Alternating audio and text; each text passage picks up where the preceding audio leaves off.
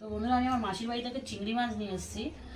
তো চিংড়ি মাছগুলো এত গুঁড়ি গুঁড়ি, এই দেখো কাছে এনে দেখো, এই দেখো এত ছোটো ছোটো চিংড়ি মাছ, এগুলো হেভি টেস্ট কিন্তু। আজকে চারিদিক কেটে দিয়েছি, দাদাভাই রান্না করছি।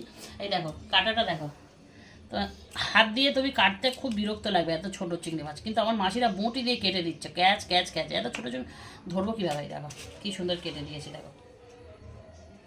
তো তোমরা কি বলো, ঠিক এরকম কাটাটা কেমন হয়েছে? তোমার দাদা ভাই বলছে হ্যাঁ চীনেদের মতন কাটতে শিখেছো, চীন হয়ে গেছো?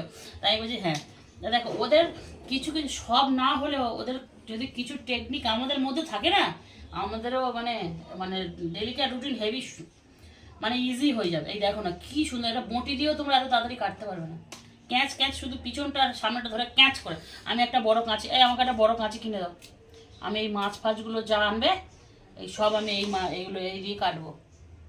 ওই বন্ধুরা তোমাদেরও বলছি, দাদা ভাইদের বলো, যারা ছেলেরা আছো তাদেরকে বলছি দিদি ভাইদের একটা করে বড় বড় কাঁচি কিনে দাও।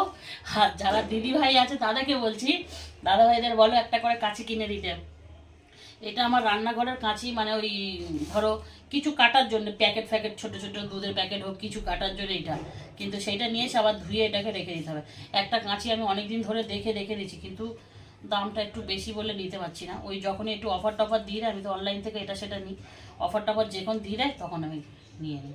আমার আর তখন আর কেউ বলতে পারবে না, আটকাতেও পারবে না, আমি নিয়ে নেবো। তো এইরকমই এখন এই কাঁচিটা দিয়ে, ছোটো চিংড়ি মাছ তো এখন কোনো সমস্যা হচ্ছে না, বেশ ভালোই লাগছে। আর এই চিংড়ি মাছ যদি চোগলা টোগলা জামা কাপড় ছাড়িয়ে দাও এর আর কিছু পাবে না। তো এইভাবে চিংড়ি মাছটাকে কাটছি, তোমরাও শিখে নাও, তোমরাও কাটতে পারবে। তো চলো কেমন লাগলো জানিও চিংড়ি মাছটা কাটা। কিন্তু আমার চিংড়ি মাছ হারিয়ে গেছে।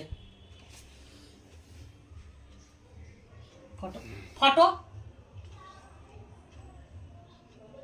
মাসির বাড়ির চিংড়ি মাছ না, দেখো এই আমার চিংড়ি